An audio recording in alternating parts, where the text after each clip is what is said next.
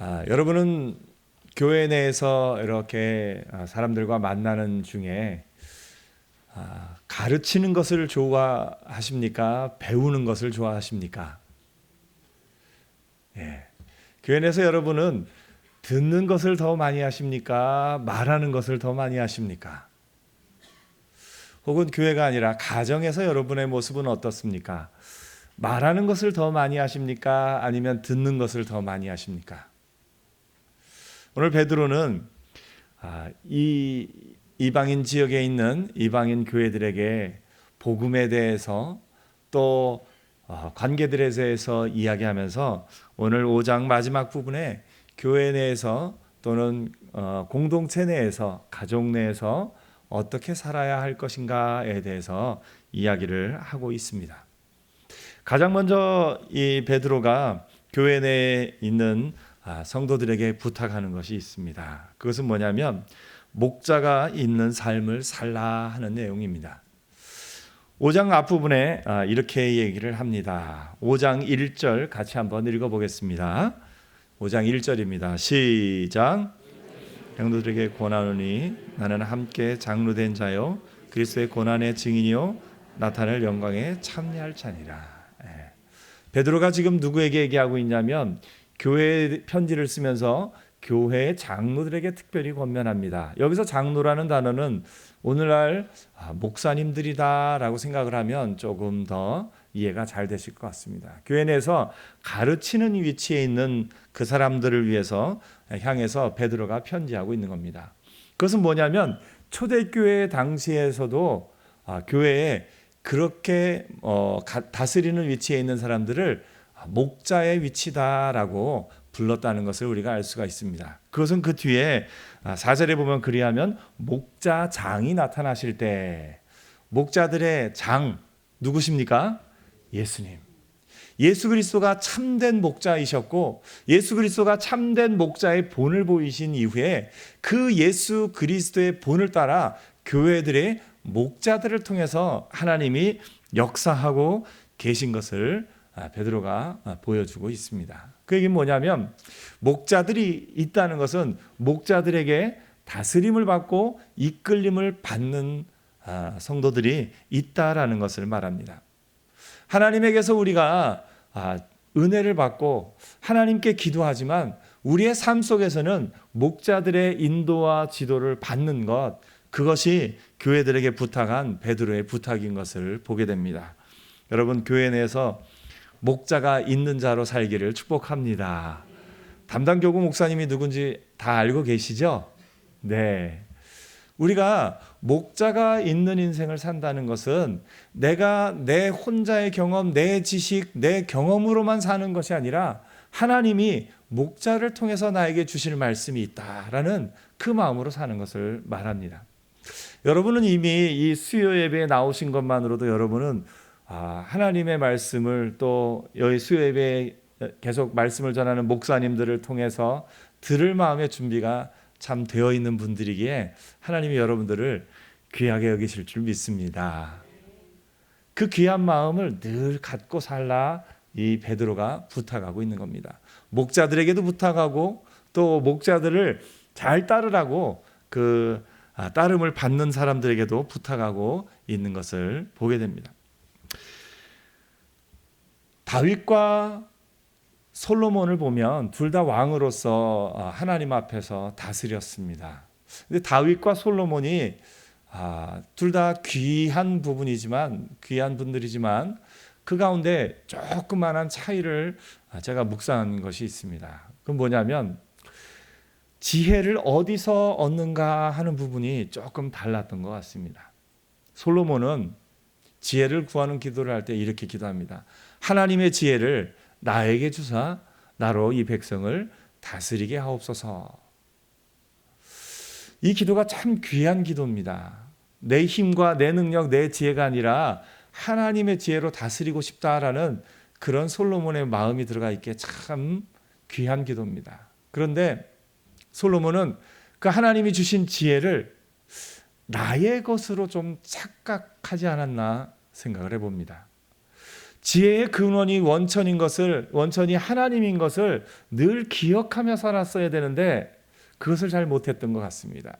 그래서 그가 나중에 잠언과 전도사에서 참된 지혜의 근원이신 하나님을 기억하라고 계속해서 이야기하고 있는 걸로 봐서 자기가 그러지 못했음을 안타까워하는 마음이 그 가운데 담겨져 있습니다. 하나님 앞에서 하나님의 지혜로 살아가게 하옵소서. 그 마음이 귀했고 하나님이 그 마음을 귀하게 보시고 지혜를 주셨는데 그만 그것이 나의 능력인 것으로 착각하면서 지내지 않았나 생각을 해봅니다. 반면에 다윗은 지혜를 하나님께 매번 구하며 살았던 것을 봅니다. 블레셋이 쳐들어왔습니다. 쳐들어왔을 때 다윗이 하나님께 묻습니다. 하나님, 갈까요 말까요? 그런데 얼마 지나지 않아서 또 쳐들어왔습니다. 그때 다윗이 하나님께 또 묻습니다. 하나님, 갈까요 말까요? 매번 하나님께 묻는 그런 다윗의 모습을 보게 됩니다. 다윗도 자기 나름대로는 자기의 경험과 지식과 그동안 있었던 많은 것들이 있었기 때문에 내 경험으로 내 지식으로 나아갈 수 있었는데 다윗은 매번 하나님 앞에 하나님 갈까요 말까요 물었던 그런 모습을 보게 됩니다. 오늘 여러분, 하나님이 여러분에게 이 세상을 살아갈 지혜를 주신 줄 믿습니다. 그 지혜를 감사하면서 그 지혜로 살아야 되지만 그 지혜가 나의 지혜인 것으로 착각하지는 않는 은혜가 있기를 축복합니다. 그래서 우리는 하나님이 내게 주신 능력, 내게 주신 지혜, 내게 주신 경험이 있지만 그럼에도 불구하고 다시 한번 하나님께 묻고 다시 한번 하나님의 지혜를 얻어서 사는 복된 인생을 살기를 축복합니다. 하나님이 여러분에게 누구를 통해서 지혜를 주실까요? 교회 내에서는 여러분의 담당 교구 목사님들과 또 설교자들을 통해서 하나님의 주시는 말씀으로 받는 은혜가 있기를 축복합니다. 그래서 신앙생활은 나 혼자 내가 똑똑하다고 되는 것이 아니라 하나님이 내게 목자로 주신 담당 교구 목사님들과 또 설교자들과 많은 분들을 통해서 하나님의 음성을 들으면서 사는 것을 우리가 알게 됩니다. 여러분, 사람은 가르침 받는 것을 좋아할까요? 가르치기를 좋아할까요? 여러분은 가정에서 여러분의 자녀들에게 또 물론 부모로서 자녀들에게 가르쳐야 될 사명이 있기도 하지만 가정 내에서 나는 계속해서 배울 것이 있는 사람이다 이 마음으로 사십니까? 나는 가르치는 사람이다 라는 그 마음으로만 사십니까? 사실상 하나님이 우리에게 가르침을 할 위치, 가르칠 위치로 주셨지만 또한 우리에게 모든 사람에게서 배울 자세로 살라고 이야기하고 계시는 부분들이 성경에 많이 있는 것을 봅니다.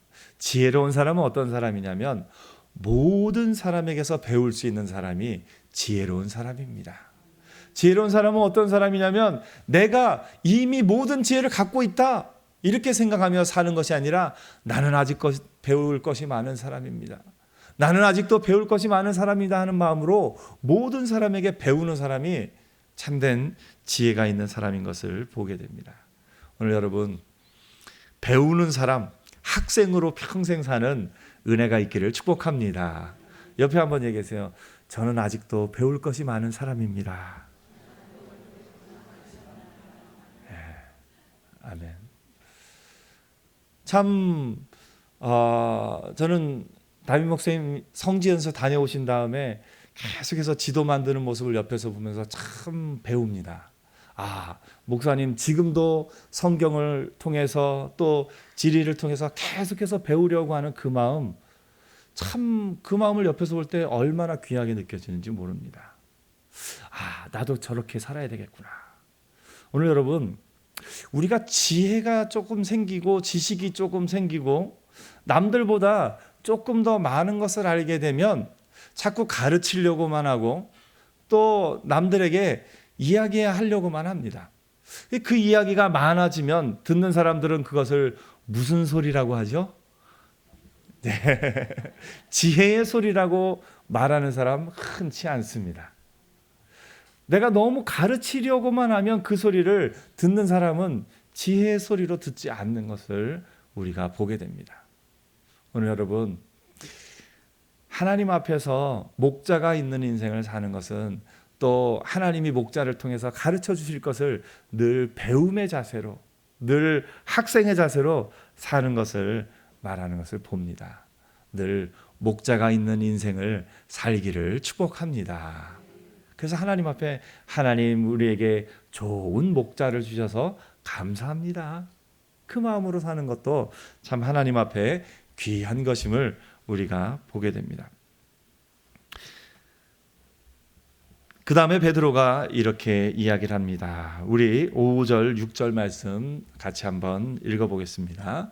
5절, 6절입니다. 시작.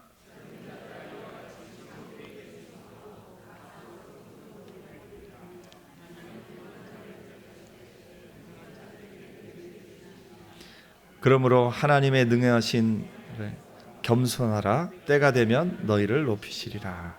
아멘. 하나님은 우리가 겸손한 자로 살기를 원하십니다. 겸손이라는 것은 여러 가지 정의가 있겠지만 스스로 높아지기를 포기하는 삶이다. 저는 그렇게 생각을 해봅니다. 사람들은 스스로 높아지기를 원합니다. 내가 낮은 자리에 있기를 원하지 않고 스스로가 높은 자리에 있기를 원합니다. 그리고 높은 자리에 있다라고 착각하면서 살아갑니다. 아마도 사람이 내가 누구보다는 조금 높은 자리에 있다, 누구보다는 조금 더 많은 것을 갖고 있다, 누구보다는 조금 더 내가 능력이 있다, 그 생각을 가질 때 조금 위로를 받는 건지 아니면 그 어떤 마음이 생기는 건지는 모르겠지만 자꾸 사람은 스스로가 높아지려고 하는 마음과 높은 자리에 있다라고 하는 그 마음이 우리 가운데 늘 들어오는 것을 보게 됩니다. 그런데 성경은 베드로는 그 교회에서 성도들에게 교회 내에서 겸손하라 이야기하고 있습니다. 스스로 높아지는 것을 포기하라고 말씀하고 있는 겁니다. 오늘 여러분, 스스로 높아지는 것을 포기하는 은혜가 있기를 축복합니다. 스스로 높아지는 것을 포기한다는 말은 다시 한번 바꿔서 말하면 하나님이 높여주시는 인생을 사는 겁니다.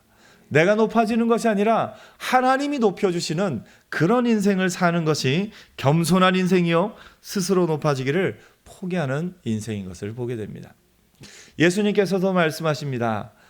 어린아이와 같이 자기를 낮추는 그이가 천국에서 어떤 사람이라고요? 큰 자니라. 어린아이에 대해서 우리가 이야기를 합니다. 어린아이는 세상에서는 어린아이가 순진하고 착한 것으로 묘사합니다만 아담의 원죄를 물려받은 그 인간은 어린아이부터 굉장히 자기중심적인 것을 우리는 알고 있습니다. 어린아이들 가운데 다른 아이가 배고픈 것으로 인해서 우는 아이 혹시 보셨습니까? 어린아이가 엄마가 배고픈 걸로 인해서 막 마음 아파하며 우는 아이 보셨습니까? 안 그렇습니다. 어린아이들은 철저하게 자기중심적입니다. 내가 배고프면 울고 내가 졸리면 울고 나 중심적으로 살아갑니다. 다른 사람 중심적으로 사는 아이는 없습니다. 그런데 그 어린아이에게서 우리가 배워야 될 가장 중요한 것은 뭐냐면 어린아이들이 어른들이 따라올 수 없는 능력이 있는데 그것은 뭐냐면 성장성이 있습니다. 어린아이는 계속해서 성장해 나갑니다. 우리가 어른이라고 부를 때는 성장하기를 멈췄다라는 의미가 조금 담겨 있지 않나 생각을 해봅니다. 여러분, 성장하기를 멈추지 않고 계속해서 성장해 나가는 저 여러분 되기를 축복합니다. 예수님께서 이 어린아이와 같이 자기를 낮추는 그이가 천국에서 큰 자니라 라고 말씀하고 있는 것은 우리가 계속해서 나를 낮추면서 계속해서 성장해 가야 된다는 것, 자라가야 된다는 것을 말씀하고 있다고 우리가 받아들일 수 있습니다. 생명은 성장하는 것이 생명입니다. 우리 몸속에 피가 있는데 이 피가 갓난아기 때의 피가 그대로 있습니까? 그렇지 않죠. 예. 피를 어떻게 씁니까? 계속해서 생성해내지 않습니까? 피를 계속해서 생성해내기 때문에 우리가 살고 있는 겁니다. 생명은 그렇습니다. 가만히 있으면 저절로 사는 것이 아니라 계속해서 생성해내는 것이 있어야 그 생명이 유지가 되는 것을 보게 됩니다. 우리가 믿음 안에서 계속해서 자라가는 은혜가 있기를 축복합니다. 옆에 한번 얘기해서 저는 아직도 많이 커야 됩니다. 예. 오늘 여러분 다 컸다고 생각하는 사람이 아니라 나는 아직도 많이 커야 되는 사람이구나. 어느 정도까지 자라갑니까?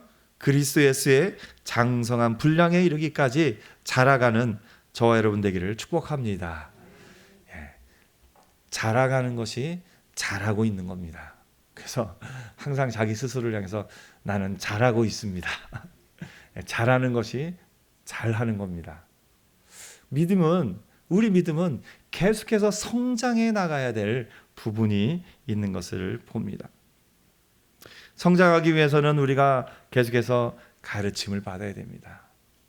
아까 목자가 있는 인생을 살라는 말과 연이어서 우리가 계속해서 겸손하게 나를 낮추며 계속해서 배우고 계속해서 성장해 나가는 그런 모습이 우리 가운데 중요한 것을 보게 됩니다.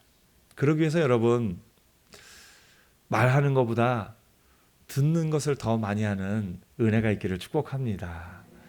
목사님들이 설교할 때 많이 인용하는 것 중에 하나가 이런 얘기들을 합니다. 하나님이 사람에게 입을 하나 주시고 귀를 2개 주신 이유가 뭔지 아냐고. 뭐겠습니까? 네, 듣는 것을 몇 배로 많이 하라? 2배로 많이 하라. 이렇게 얘기를 하십니다. 그 뜻이 정확한지는 모르겠지만 우리에게 많은 것을 던져주고 있지 않습니까? 우리는 참 듣는 것보다 말하는 걸 좋아합니다. 누가 뭐에 대해서 조금만 얘기하고 있으면 그것에 대해서 내가 아는 것을 조금이라도 더 얘기하고 주고 싶습니다. 그런데 여러분, 나에게 배우려고 하는 사람이 아닌 사람에게 내가 가르치려고 하는 그 사람들이 결코 그렇게 즐거워하지 않는 것을 우리가 많이 경험합니다. 남편이 아내에게 계속해서 가르침만 받고 싶어하는 그런 남편 혹시 보셨습니까? 아내가 남편에게 계속해서 가르침만 받고 싶어하는 그런 아내 혹시 보셨습니까? 부모와 자녀 가운데도 그런 부분이 조금 있기는 합니다. 자녀들도 계속해서 부모에게 소리를 듣기만 하면서 살고 싶어하는 자녀는 없는 것 같습니다. 자기 이야기도 좀 하고 싶어 하기도 합니다. 때로는 자녀들에게 하는 얘기를 다 들어주기만 하는 부모, 그것도 쉽지 않은 것 같습니다. 우리는 우리가 말하는 것보다 더 많이 듣는 자로 살아야 됩니다. 그것이 겸손한 자의 태도 아닌가 생각을 해봅니다. 오늘 여러분, 교회 내에서 가정 가운데 여러분들이 만나는 사람들의 이야기를 들어주는 자로 살기를 축복합니다. 들으면서 배우고 들으면서 나를 낮추는 겁니다. 듣는 것이 나를 낮추는 겁니다. 그럴 때 듣고 하는 그 자세를 볼 때 사람들이 여러분을 무시하겠습니까? 가르칠 능력이 있고 똑똑하고 지혜로운 사람인데 말하는 것보다 듣는 것을 좋아하는 사람을 보면 많은 사람들이 그를 인정합니다. 저분은 정말 겸손한 사람이구나. 오늘 여러분, 우리가 겸손하게 서로 넘길 때 하나님이 높여주시는 은혜가 있을 줄 믿습니다. 그래서 우리가 사는 삶은 내가 높아지려는 것을 포기하는 삶, 겸손한 삶, 결국 하나님이 높여주시는 그런 복된 인생을 살아가게 될 줄 믿습니다. 베드로는 계속해서 교회에게 이렇게 이야기를 합니다. 우리 8절 9절 말씀 같이 읽어보겠습니다. 8절 9절이요. 시작.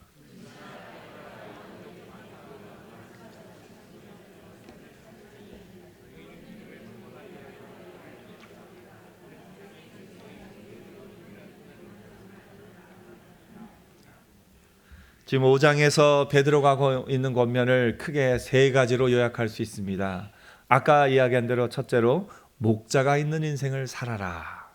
그리고 둘째로 겸손하게 서로 섬기라. 그리고 오늘 셋째는 깨어 있으라라는 것을 베드로가 이야기하고 있습니다. 깨어 있으라는 이 말은 베드로에게는 참 중요한 말입니다.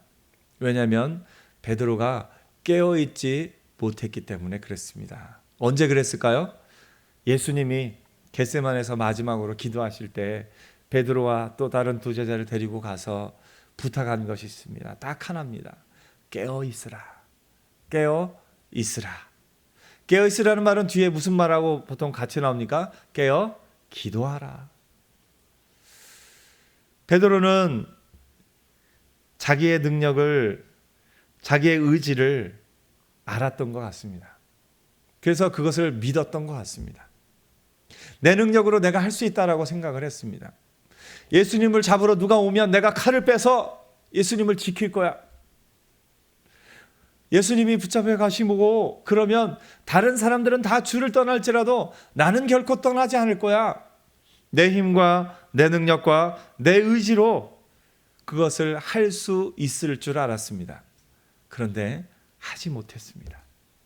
예수님이 깨어 있으라 기도하라 하신 말씀 가운데 네 힘과 내 능력으로 되는 것이 아니라 하나님이 주시는 힘과 하나님이 주시는 은혜로 살아갈 수 있다는 것, 그것이 중요한 것이었는데 베드로가 그러지 못했습니다.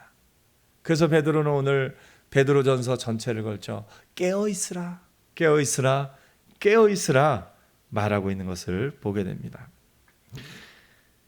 깨어 있으라는 말, 오늘 여러분 마음에 담고 내 능력과 내 힘이 아니라 하나님이 주신 힘과 하나님이 주신 능력으로 사는 저와 여러분 되기를 축복합니다. 여러분이 이 자리에 나와 예배하고 여러분이 이 자리에 나와 하나님을 경배할 수 있는 것, 여러분 스스로의 능력으로 여기에 나온 것 같습니까? 우리가 우리 스스로의 능력으로 사는 것 같지만 하나님이 우리 가운데 계속해서 힘을 공급해 주시지 않으면 우리는 언젠가는 넘어질 수밖에 없는 연약한 존재입니다. 하나님이 공급하시는 힘이 없으면 걸어나갈 수 없는 그런 연약한 존재인 것이 우리의 본질입니다. 그래서 여러분, 내 힘과 내 능력으로, 내 믿음으로, 내 의지로 이렇게 온 것이 아니라 하나님의 공급하시는 힘으로 산다는 것을 늘 인정하면서 깨어 기도하며 사는 저와 여러분 되기를 축복합니다. 베드로는 거기에 깨어 기도해야 될 이유에 한 가지를 더 붙이는데, 왜 깨어 기도해야 되느냐? 너희 대적 마귀가 너희를 집어 삼키려고 하기 때문이다. 그렇게 이야기를 합니다. 우리의 대적 마귀는 우리를 집어 삼킵니다. 그런데 대적 마귀가 여러분을 집어 삼키려고 하는 것 평소에 잘 느끼고 사십니까? 잘 우리가 이렇게 어떻게 보면 고난 가운데 있을 때, 정말 어려움 가운데서 믿음으로 이겨나갈 때는 그 믿음으로 이겨나가기 위해서 조금 더 우리가 하나님 앞에 섬세하게 하나님의 음성을 들으면서 살지만, 평안한 가운데 있을 때 우리는 이것을 많이 놓쳐버릴 때가 있습니다. 그러나 우리 대적 마귀는 여전히 우리를 공격하고 있습니다. 대적 마귀가 우리를 가장 크게 공격하는 부분은 우리에게 있는 시간인 것 같습니다. 여러분, 하나님이 오늘 하루 여러분에게 주신 것 가운데 모든 사람에게 공평하게 주신 것이 뭔지 아십니까? 네, 시간입니다. 돈은 사람마다 조금씩 다르고요. 능력도 사람마다 다 다릅니다. 그런데 시간은 똑같이 주셨습니다. 그런데 그 시간을 사단이 빼앗아 가고 있습니다. 뭘로 빼앗아 갑니까? 과거의 일로 인해서는 우리 마음 가운데 후회라는 것이 있습니다. 미움이라는 것이 있습니다. 과거에 일어난 그 어떤 일이 우리 삶에 영향을 끼치면 우리 삶에 그 사람, 그 과거에 그 사람이 나한테 잘못했던 것으로 말미암아 미움이 일어나기도 하고, 과거에 내가 했던 그 잘못들로 말미암아서 후회가 일어나기도 합니다. 이렇게 미워하는 동안에, 이렇게 후회하는 동안에 우리의 시간, 하나님 앞에서의 우리의 시간이 없어져 갑니다. 하나님이 우리에게 주신 시간을 하나님이 기뻐하신 삶의 제사로 드리지 못하고 사라져가는 것을 보게 됩니다. 미래에 대한 우리의 부분에 있어서는 미래에 대한 염려가 있습니다. 미래에 대한 두려움이 있습니다. 우리의 시간들은 과거에 매여서 과거에 있는 일들, 그 사람의 잘못으로 인한 그런 미움과 나의 잘못으로 인한 그런 후회가 우리의 삶을 힘들게 합니다. 미래 일에 있어서는 여러 상황들로 인한 두려움과 내가 일들을 어떻게 해나갈 수 있을까 하는 그런 염려가 우리 앞에 있습니다. 깨어 있으라는 말은 현재에 집중하라는 말입니다. 과거의 모든 일은 하나님께 내어드리고 미래의 모든 일은 하나님께 맡기고 사는 저와 여러분 되기를 축복합니다. 우리의 현재의 시간은 매우 소중한 시간입니다. 여러분 삶에 가장 소중한 사람은 누굽니까? 가장 소중한 사람은 지금 바로 옆에 있는 사람입니다. 지금 내 옆에 있는 그 사람이 소중한 사람입니다. 옆에 한번 얘기하세요. 참 소중한 분이 여기 계십니다. 한 번 더 얘기해 주세요. 제 곁에 있어 주셔서 감사합니다. 우리의 삶의 가장 소중한 시간은 과거의 어떤 시간도 아니고 미래에 있을 어떤 시간도 아니라 현재의 시간인 줄 믿습니다.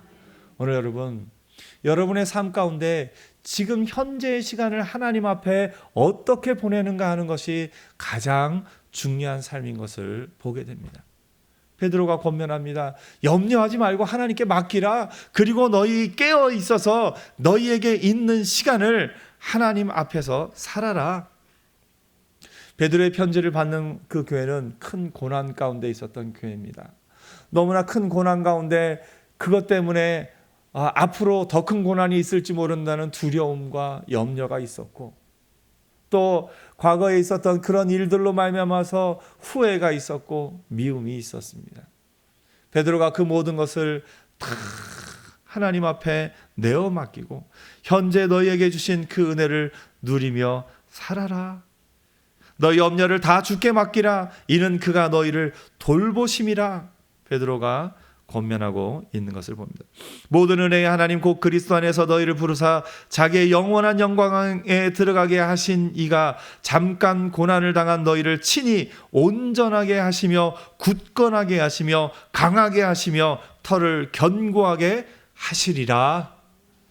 하나님이 견고하게 하신 그 터 위에서 현재의 삶 가운데 하나님께 영광을 돌리며 사는 저와 여러분 되기를 축복합니다. 다른 그 어떤 시간보다 현재의 시간 가운데 하나님의 은혜를 구하며 살기를 축복합니다. 말씀을 맺겠습니다. 베드로가 그 편지를 받는 공동체들에게 세 가지를 권면합니다. 가장 첫 번째는 목자가 있는 삶을 살아. 배우면서 하나님의 지혜를 구하면서 은혜를 구하면서 살아라. 둘째로는 겸손하게 서로 섬기라. 스스로 높아지려는 것을 포기하고 하나님이 높여주시는 복된 인생을 살아라 이야기합니다. 셋째로는 깨어 있어서 현재를 살아라. 과거 일로 말미암아 후회하거나 미워하지 말고 미래 일로 말미암아 두려워하거나 또 염려하지 말고 현재 하나님의 은혜를 구하면서 견고하게 살아라 이렇게 말씀하고 있습니다. 오늘 여러분 베드로의 권면대로 이 땅 가운데 하나님이 주신 은혜를 누리며 오늘 우리에게 주신 현재의 시간을 소중하게 여기며 오늘 내 곁에 있는 사람들을 소중하게 여기며 믿음 안에서 사는 저와 여러분 되기를 축복합니다.